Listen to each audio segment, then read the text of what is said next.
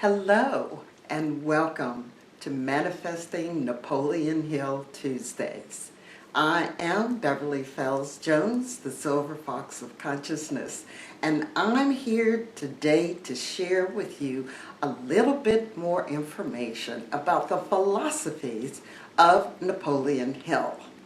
But not only will I be sharing philosophies from Napoleon Hill, but let's get started and let's talk about the way the thought was back in the early 20th century. Let's talk about this whole thing about what's called New Age thinking.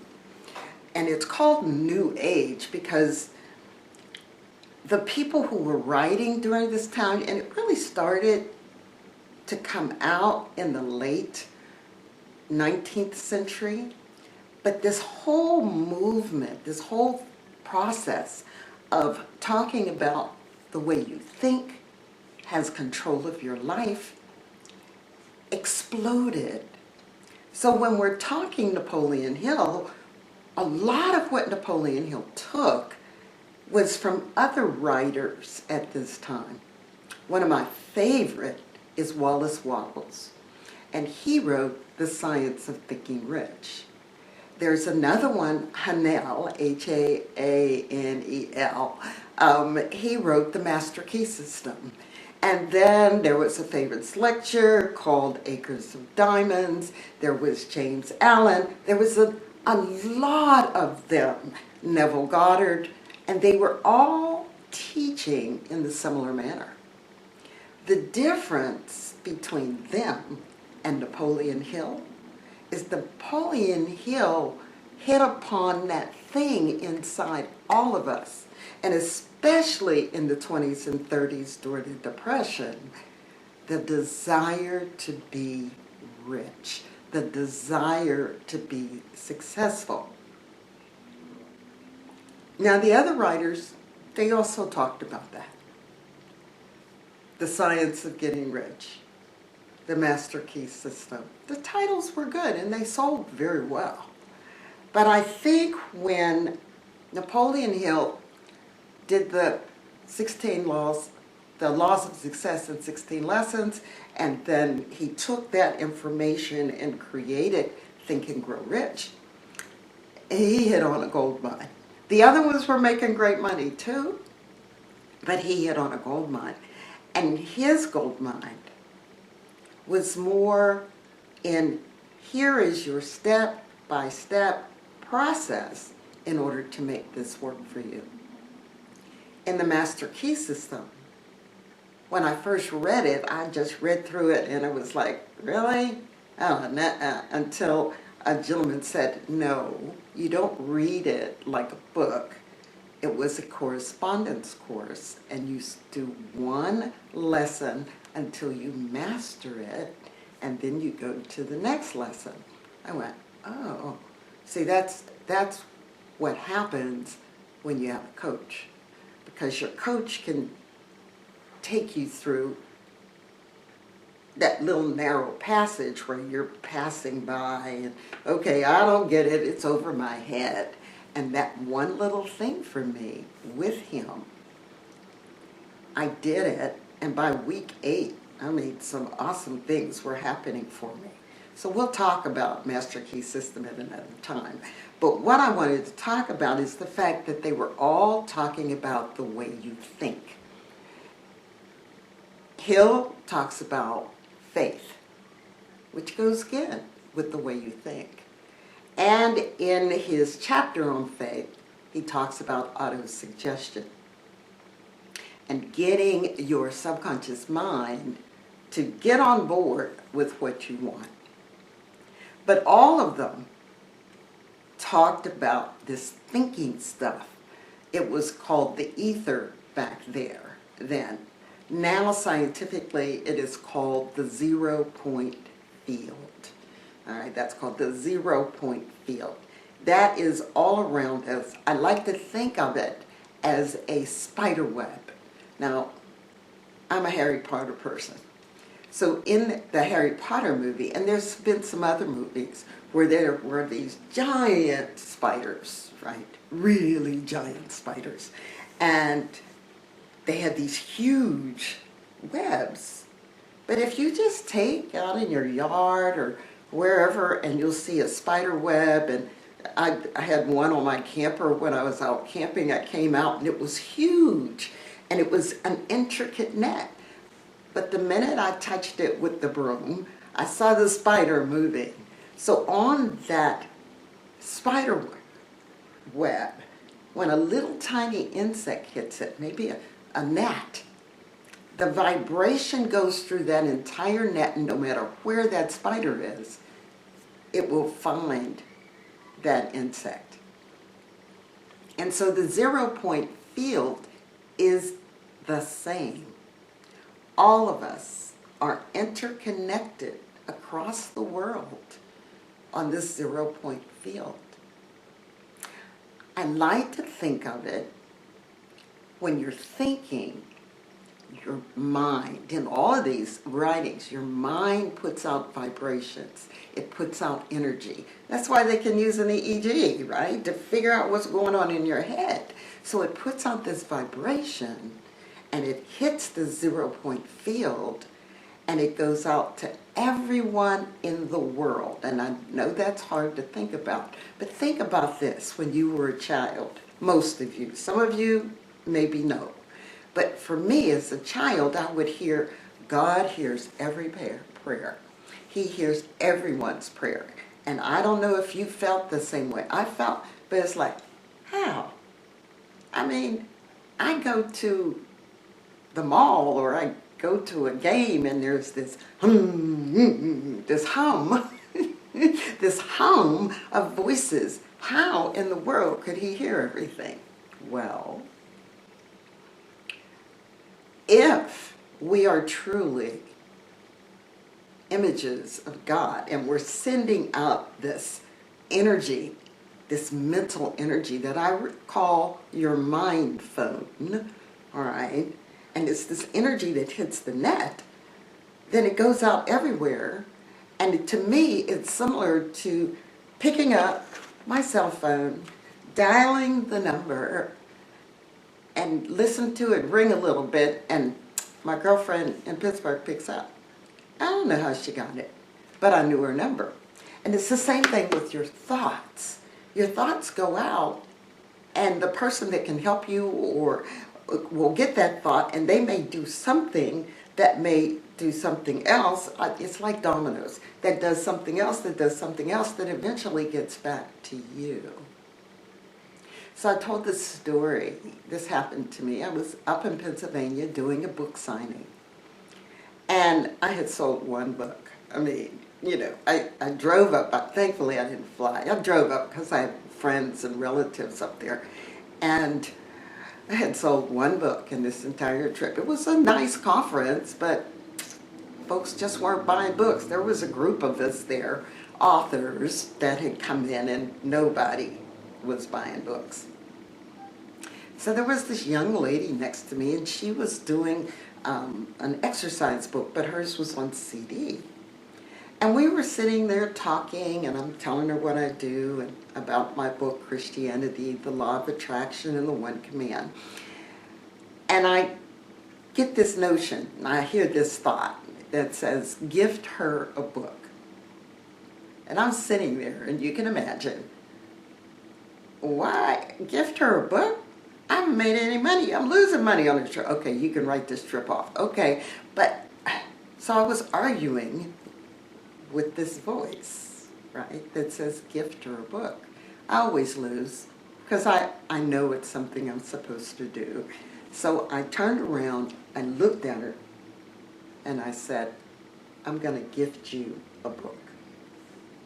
The look on her face was like, and tears started coming down. I go, okay, what did I do and why are you crying? And she said, because I just sat here and I was praying of some way to get your book. I can't afford to buy it.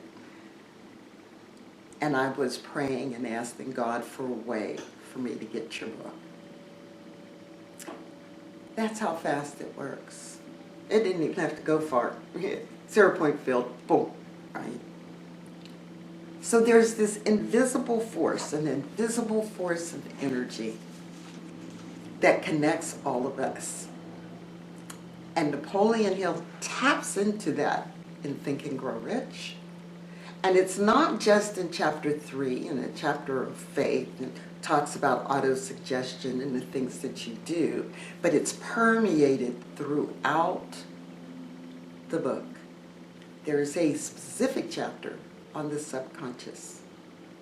But I particularly, in this particular video, wanted you to understand that there is this force, there is this thinking stuff that permeates the universe, right? There is this ether, this 0-point field that connects you with everyone else in the world. And you can call on this invisible force to help you. Some people go, yeah, I don't know, that sounds too woo-woo, that sounds too weird. And I go, doesn't matter. I don't care if you believe it or not. I don't care if you think you don't use it or not. Everyone in this world uses it all the time. All your thoughts. Whether you're thinking positive, you're thinking negative, you think I can't do it, or you think I can't do it, there's no way I can get the money, where am I going to do this? And you're asking yourself all these questions. All of that energy is being put out to the 0-point field. All of that is going to come back to you. So what are you putting out to the invisible force? What are you saying to this invisible force? And in order to help my students in the master class kind of tap into the invisible force, before we even start the course, I put in a chapter in the workbook, and it's called the Invisible Energy Force. And I'm just going to read from the part of it. Again, notes. There is an invisible energy force that is acted upon by your thoughts, which is what I've just been talking about. You may call it God, universe, Allah, the creator, and so forth. However, few of us deliberately use this force, which is true. We just let it go. We just go about our life and we'll set an intention, or we'll do a resolution, or we'll set some plans, but we put it all inside of us. We count on ourselves or our partner or our friend, but we're not making use of this powerful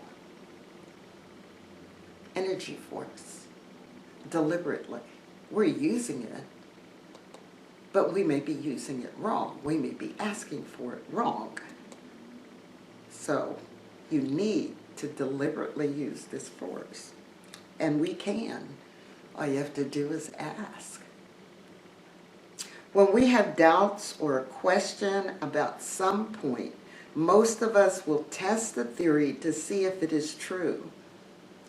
And therefore, I have an exercise that I borrowed from another book I read that's recent called E2, or E squared. And the exercise basically is what I call show me. So you ask for something to come into your life within the next 24 hours. Something fairly simple. Somebody buy you a cup of coffee. Somebody take you to lunch. I've had this happen. And one time I did the experiment and I just said, you know, just surprise me. Bring something into my life that is totally unexpected, that I really hadn't thought about. And I was doing some computer work for a friend and helping her set up a piece of software. She came here to the house, and before she left, she gave me a card. Well, she's always given me a card. And I opened the card up, and it's a $50 bill. And I told her I wasn't going to charge you it, but she just said, no, I just felt compelled and drawn to say, you know, Beverly helps me all the time. This is what I'm going to do for her. And I said, no. She said, what do you mean? I said, that powerful energy force that we believe in? She said, yeah. I said, you got a download that told you to do this for me in answer to my ask. So, what I want to ask you today, are you using that invisible energy force? Whether it's through prayer or meditation or just in your everyday thoughts.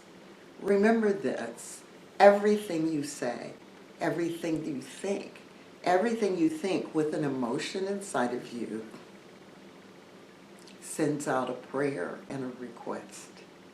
And Napoleon Hill basically said, you need to use it. You need to use the idea of autosuggestion. You need to use the idea of putting out what you want in such a way that it gets out there, in his term, into the ether. This is Beverly Fells Jones, the Silver Fox of Consciousness, author, speaker, coach, asking you to try to ask, not try, ask for something to come into your life in the next 24 hours. Just think about it, relax, mentally relax. And if you're not familiar with doing some relaxation, listen to one of my podcasts, and most of them I start with a short meditation, a breathing exercise. And while you're in that meditative state, ask for what you desire. And ask for it in the next 24 hours. And when it happens, come back. Leave me some comments below. Let me know if you've used it in your life. Let me know if you have taken control of using the energy force in your life and how it has changed you or how it has helped you. Be sure to subscribe if you haven't before. As I said, leave comments, hit the bell so you're notified when I do videos and I upload. I work to give you Manifesting Napoleon Hill on Tuesdays as much as possible. I try to get it uploaded before Wednesday morning anyway. Anyway, take care, and I'll see you on the next video.